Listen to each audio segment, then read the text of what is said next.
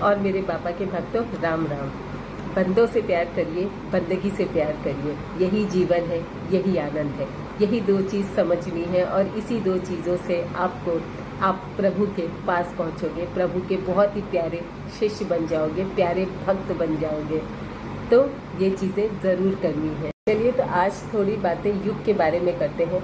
सबसे पहले कौन सा युग था? सतयुग। फिर त्रेता युग, जिसमें किसने अवतार लिया था? श्री राम जी ने।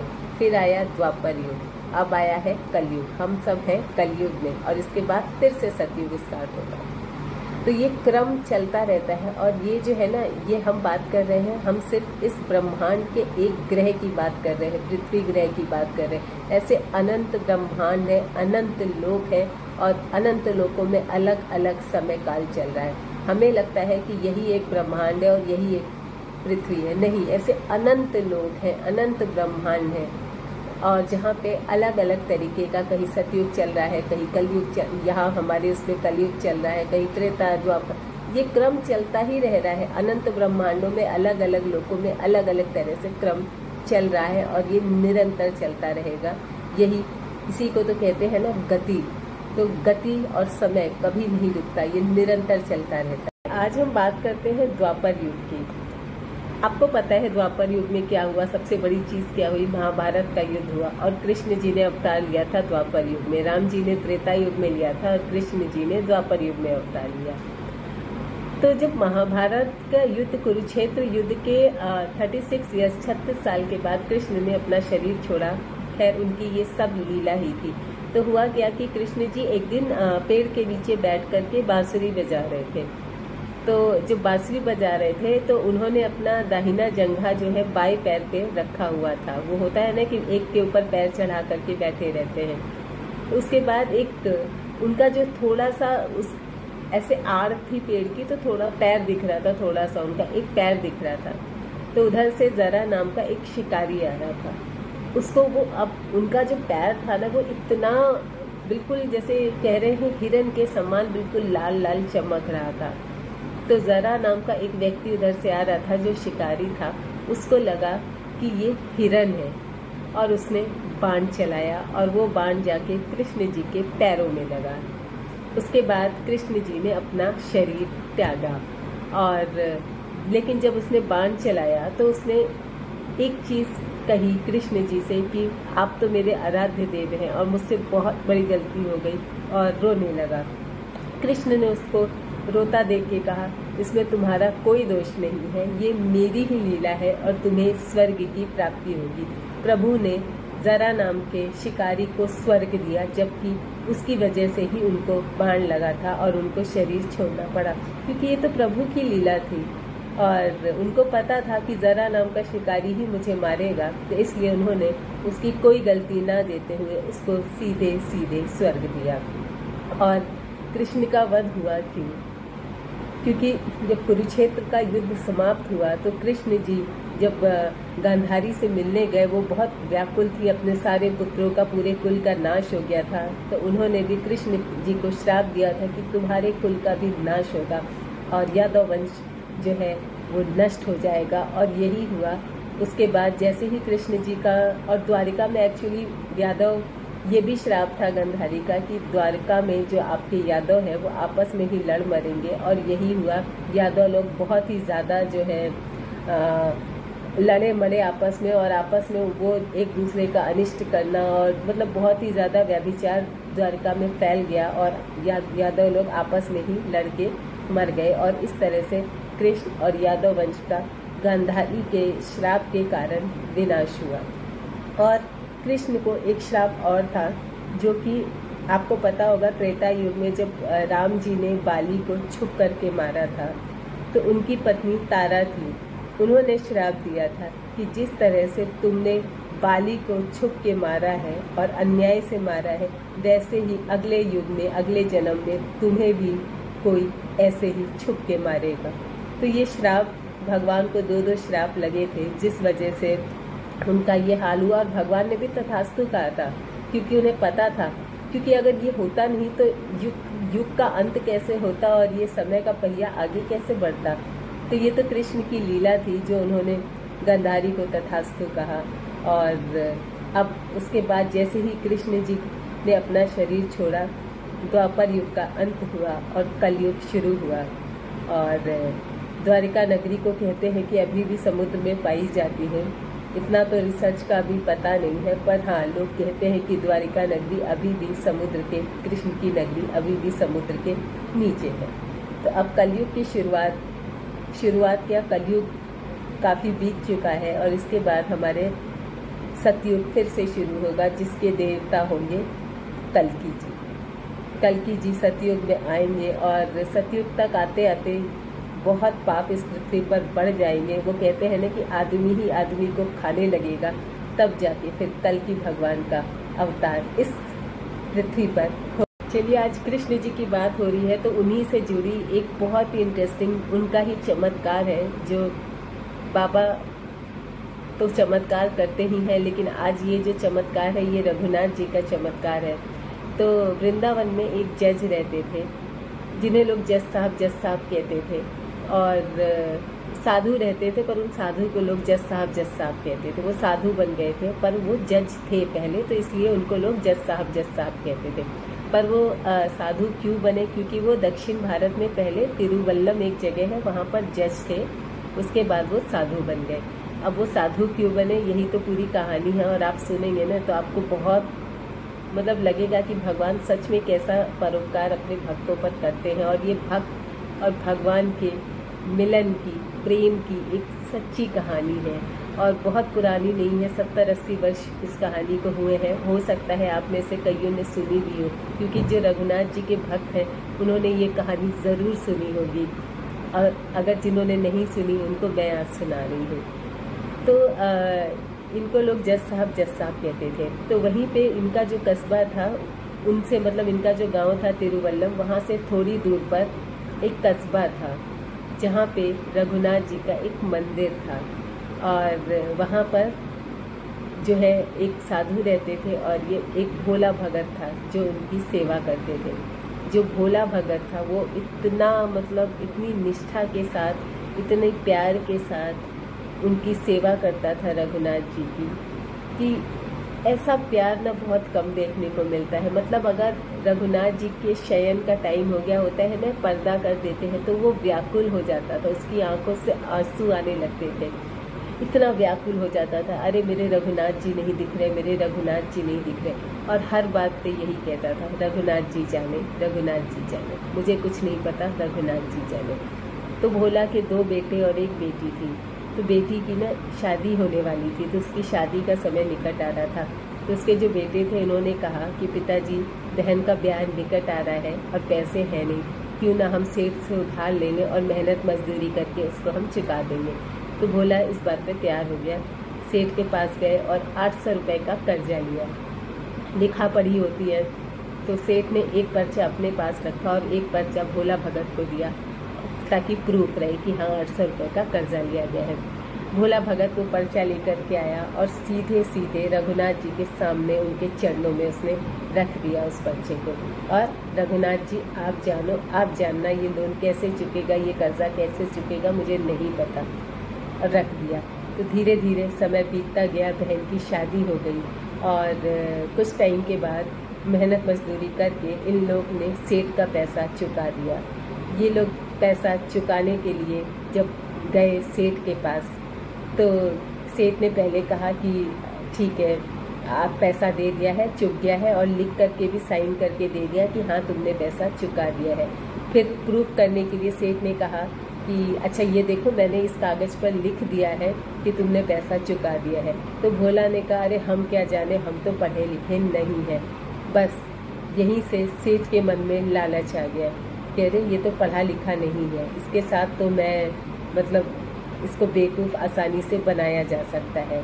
तो सेठ ने यही किया, और क्या किया कि उसको कागज़ जो लिख कर के जब दे रहा था तो बहाने से उसको भेजा कि जाओ पानी लेकर के आओ। तो वो बेचारा पानी लेने गया, और उसी बीच उसने क्या किया कि जो असली पेपर था वो अपने बही खाते में छुपा लिया और कुछ भी लिख करके उसको दे दिया। और भोला तो पढ़ा लिखा था नहीं, वो ले करके आ गया और उस पेपर को रघुनाथ जी के चरणों में और पर्चे को रघुनाथ जी के चरणों में रखने के बाद वो निश्चिंत हो गया कि हाँ अब मेरा कर्जा चुक गया। पर सेठ की मति मारी गई थी, उसने केस कर दिया कोर्ट में। और वो केस कहाँ पहुँचा? उन्हीं जज के पास जिनका जिक्र मैंने शुरू में किया था।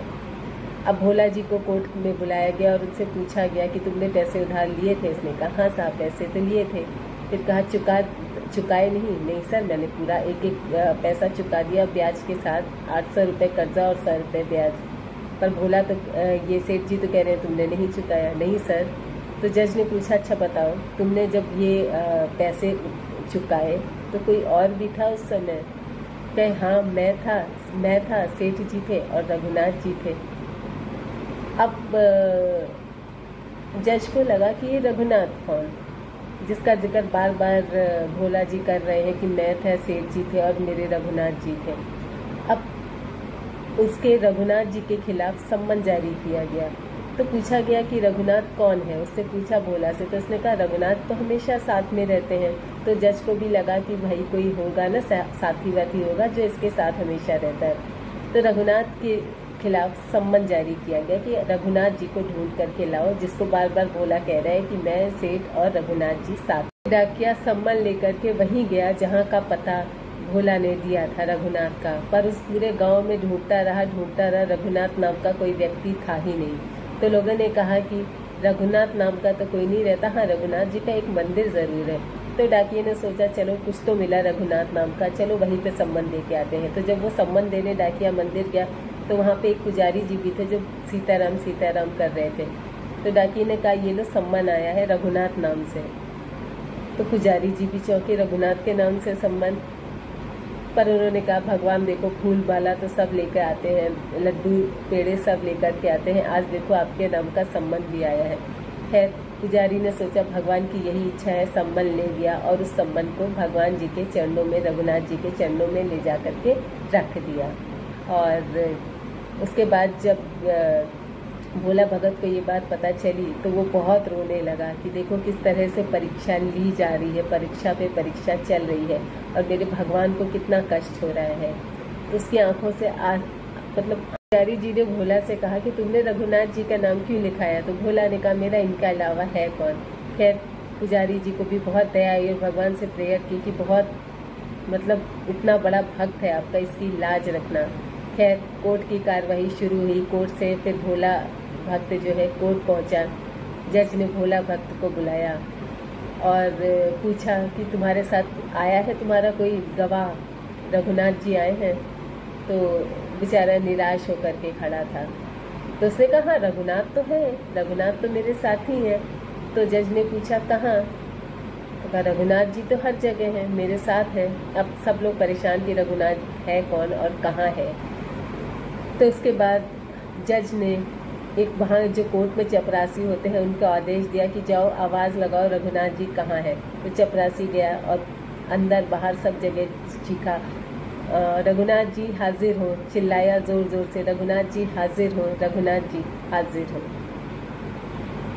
फिर देखा कि भाई कोई आवाज़ नहीं आई, कोई रिस्पॉन्स नहीं आया।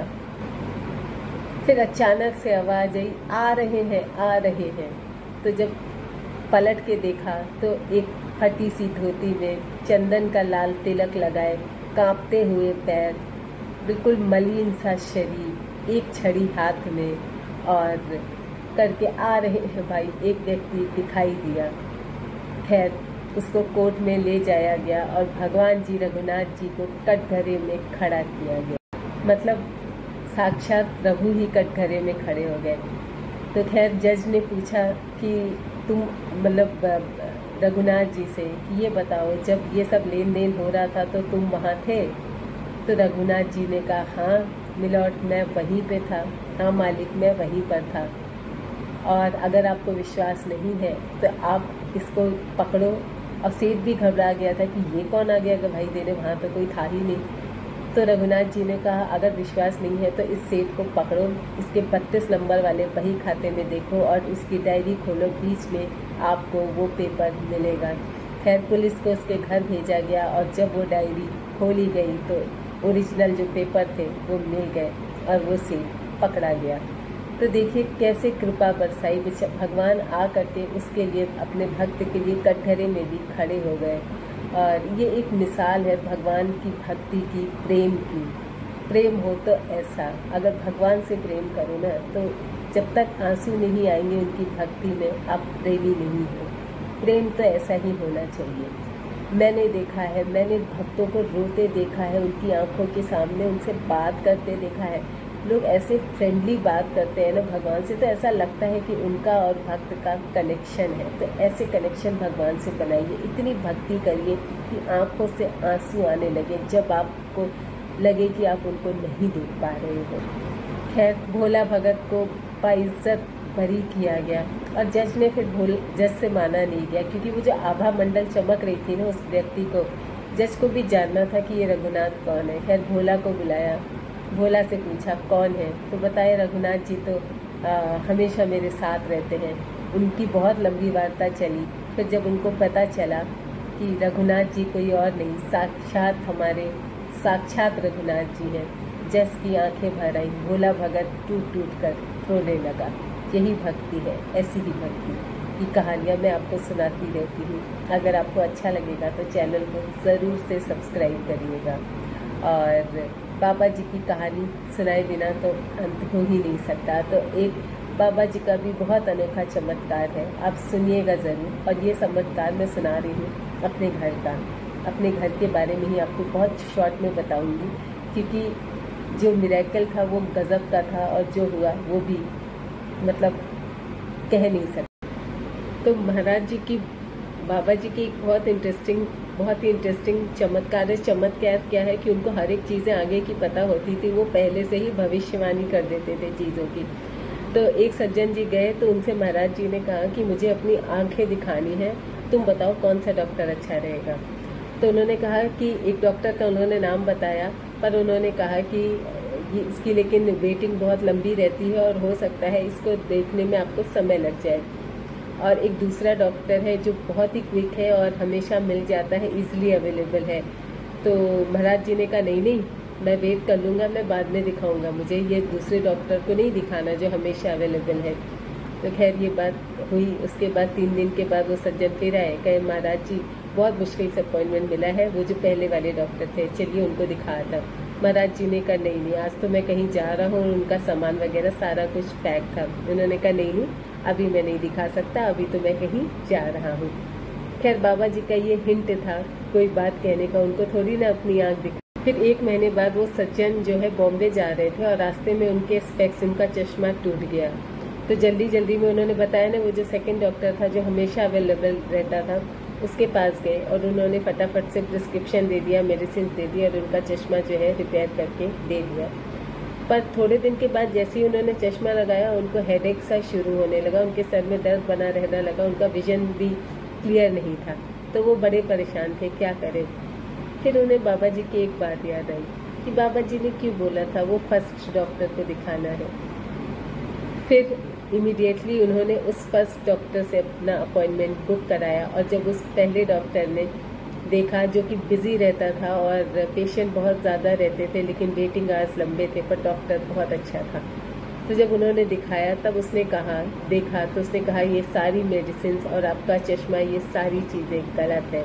फिर उसने अपना प्रिस्क्रिप्शन दिया और उसके कुछ टाइम के बाद वो सज्जन बिल्कुल ठीक हो गए।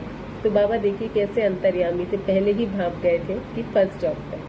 फिर उन्होंने अपने बेटे को भी इस डॉक्टर को दिखाया जिसको भी आंख में बहुत सीरियस इंजरी हो गई थी। उन दोनों को डॉक्टर ने अच्छे से ठीक किया। अब बाबा की बातें याद आई कि बाबा जो भी कहें बस तुरंत मान लो।